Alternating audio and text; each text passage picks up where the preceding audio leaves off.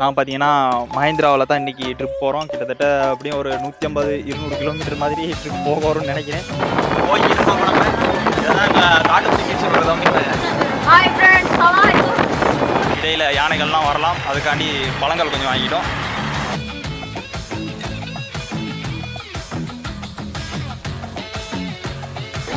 யானை காட்டுக்குள்ளே வந்துட்டோம் ஸ்குவாட். 10 மணிக்கு யானை நேரத்துக்கு வந்திருக்கணும், ஏன் வரலன்னு தெரியல. அதிகமாக வெயில் அடிக்கிறனாலே தெரியல. அனைவருக்கும் வணக்கம் ஸ்குவாட், எல்லாம் எப்படி இருக்கீங்க? நல்லா இருக்கேன்னு நம்புறேன். ஸ்குவாட், இன்றைக்கி பார்த்தீங்கன்னா நம்ம எங்கே இருக்கோம்னா மொன்றாகலையில் தான் இருக்கோம், நம்ம சொந்த ஊரில். போன வீடியோ பார்த்தா எல்லாருக்குமே தெரிஞ்சிருக்கும், நான் சொல்லியிருப்பேன் திருகோணமலையிலேருந்து மொன்றாலைக்கு போகிறோம் அப்படின்னு சொல்லி.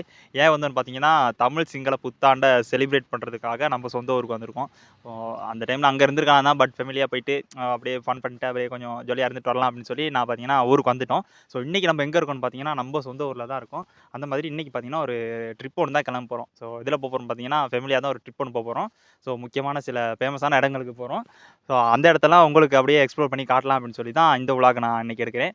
முக்கியமாக பார்த்தீங்கன்னா எங்கே போகிறோன்னா நம்ம வீட்டில் இருந்து செல்ல கதிர்காமத்துக்கு போக போகிறோம். அடுத்து பெரிய கதிர்காமம், அடுத்து ஏழுமலைக்கு போகிறோம். அது இல்லாமல் கிருந்த பீச் அப்படின்னு சொல்லி ஒரு 4 ஃபேமஸான இடத்துக்கு தான் போகிறோம். இது பார்த்தீங்கன்னா உங்களுக்கு ஒரு ட்ரிப் அட்வைஸ் மாதிரியே நீங்களும் எடுத்துக்கலாம். ஏன்னா மொன்றாலேருந்து யாராவது போகிறீங்களா இருந்தால் நாங்கள் எப்படி பிளான் பண்ணி போகிறோமோ அந்த மாதிரி நீங்களும் பிளான் பண்ணி இந்த ட்ரிப்பை போகக்கூடியதாக உங்களுக்கு இருக்கும். ஸோ எந்த டைமில் போகலாம், என்ன மாதிரி விஷயம் அப்படிங்கிறதெல்லாம் நான் உங்களுக்கு போக வீடியோவில் சொல்கிறேன். ஸோ இப்போ எங்கே இருக்கோன்னு பார்த்தீங்கன்னா சரியாக இந்த லொக்கேஷன் எங்கன்னு பார்த்தீங்கன்னா நம்ம ஊரில் புத்தளைக்கு கொஞ்சம் முன்னாடி இருக்கக்கூடிய கொலனி அப்படின்னு சொல்லக்கூடிய குளத்துக்கிட்ட தான் நம்ம இருக்கோம்.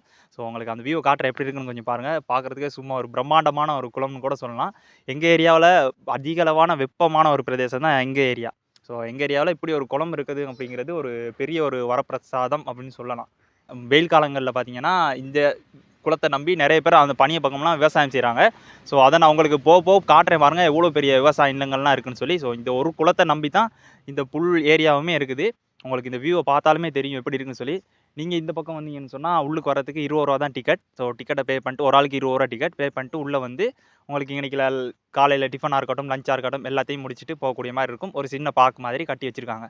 ஸோ அப்படியே குளத்து வியூவை பாருங்கள் எப்படி இருக்குன்னு சொல்லி. இந்த இடத்துலையும் அந்த போட்டில் போகிறதுக்கான செட்டப்லாம் செஞ்சுருக்காங்க. இதில் கிட்டத்தட்ட 500 ரூபாலேருந்து 650 ரூபா சம்திங் டிக்கெட் எடுக்கிறாங்க ஒரு ஆளுக்கு. இதில் 2 பேர் ட்ராவல் பண்ணி போகக்கூடியதாக இருக்கும். பாருங்கள் எப்படி இருக்குன்னு சொல்லி வியூவை மட்டும். இதுதான் அந்த குளனின்னு சொல்லக்கூடிய குளம். ஸோ நம்ம இப்போ இந்த இடத்துல இருந்து தான் ட்ரிப்பை ஸ்டார்ட் பண்ணுறோம். வீட்டிலேருந்து ஆல்ரெடி ஒரு 15 கிலோமீட்டர் வந்துட்டோம். இங்கேருந்து இனி நம்ம கிளம்ப தான் இருக்குது. இதுக்கு பிறகு இருக்க அந்த 4 ஃபேமஸான பிளேஸையும் நான் உங்களுக்கு காட்டுறேன் எப்படி இருக்குன்னு சொல்லி பாருங்கள். ஓகே ஸ்குவாட், நம்ம சேனலுக்கு யாராவது புதுசாக வந்தால் மறக்காமல் சப்ஸ்கிரைப் பண்ணி பக்கத்தில் இருக்கக்கூடிய பெல் ஐக்கனை கிளிக் பண்ணுவீங்க. அப்போ தான் நம்ம போகிற வீடியோ டக்குன்னு நோட்டிஃபிகேஷனாக வரும்.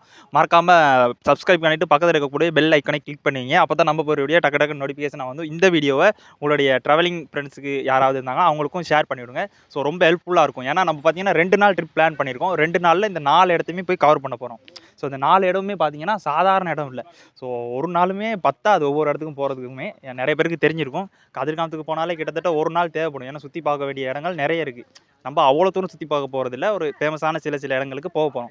ஸோ எப்படி அப்படிங்கிறத நீங்கள் இந்த வீடியோ தொடர்ந்து பார்த்துக்குங்க, செம்ம இன்ட்ரெஸ்டிங்காக இருக்கும். நான் பார்த்தீங்கன்னா மஹேந்திராவில் தான் இன்றைக்கி ட்ரிப் போகிறோம். கிட்டத்தட்ட அப்படியும் ஒரு 150-200 கிலோமீட்டர் மாதிரி ட்ரிப் போக வரும்னு நினைக்கிறேன். பட் எப்படி போக போகிறோன்னு தெரியல. நாங்களாம் பின்னாடி தான் போகிறோம். அண்ணாட வண்டி தான், அண்ணா தான் ட்ரைவ் பண்ணுவார். ஓகே ஸ்குவாட், நான் பார்த்தீங்கன்னா கொஞ்சம் தூரம் போயிட்டு உங்களுக்கு விலாகை கண்டினியூ பண்ணுறேன். யானை காடெல்லாம் தாண்டி தான் போவோம். யானைகள்லாம் வந்து உங்களுக்கு இந்த வீடியோவில் பார்க்கக்கூடியதாக இருக்கும். ட்ரிப் பார்த்தீங்கன்னா என்ன மாதிரி அமைய போகுதுன்னு தெரியல. சடனாக பிளான் பண்ணி தான் போகிறோம். கிட்டத்தட்ட ஒரு 2 நாள் ட்ரிப்பு இது. போயிட்டு என்ன மாதிரி ஸ்டே பண்ணுறது அப்படிங்கிறதெல்லாம் நான் உங்களுக்கு விலாகில் போக சொல்கிறேன் ஸ்குவாட்.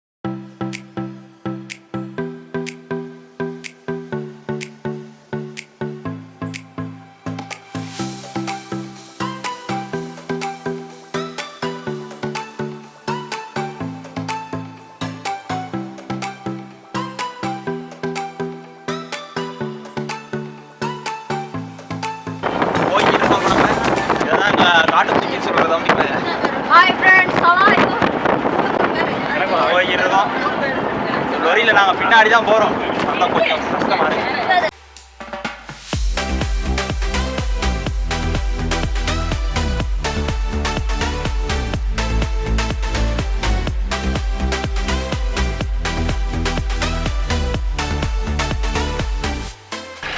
யானைக்கு சாப்பாடு வாங்கிட்டு போவோம், பழங்களை சொல்லி குமுந்து கிடைக்கிது. किलो की किसी आती है, किलो का किसी आता है। சத்துண்டு இடையில் யானைகள்லாம் வரலாம், அதுக்காண்டி பழங்கள் கொஞ்சம் வாங்கிட்டோம், அதையும் கொண்டு போய் போடுவோம்.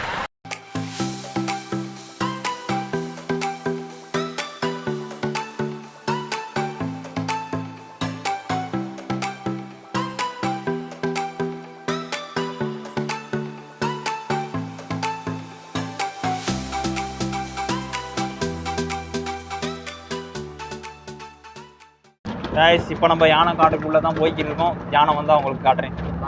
ஃபுல்லாமே பார்த்தீங்கன்னா இதுக்கு பிறகு யானை காடு தான். இந்த இடங்கள்லாம் வீடுகள்லாம் இருக்குது. இன்னும் கொஞ்சம் தூரம் போனதை விட ஃபுல்லாக வீடுகளே இல்லை. இந்த ஏரியாக்குள்ளேலாம் யானை வரும். இதுக்குள்ளே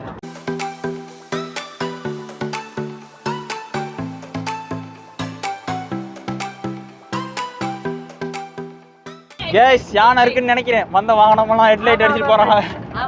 யானை இருக்காடா? முன்னாடி பார்த்து சொல்லுங்க, யானை இருந்தா. ஓ சவாரி அனுபவம் எப்படி பாருங்க, எப்படி வண்டி நீ. சரியா டைம் பார்த்தீங்கன்னா காலையில் 10 மணி ஆகுது. 10 மணிக்கு யானை நேரத்துக்கு வந்திருக்கணும், ஏன் வரலன்னு தெரியல. அதிகமாக வெயில் அடிக்கிறனாலே தெரியல. ரோட்டு சூடுனால யானை வராது பெரும்பாலும்.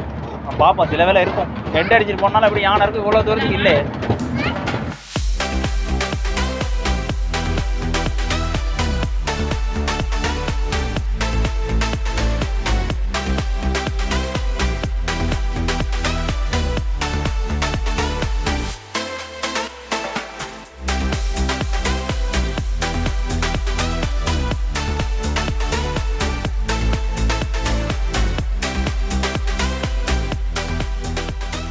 ஆசையாக வந்து யானை பார்க்கலான்னு சொல்லி, ஆனால் ஒரு யானை கூட இருக்கலை.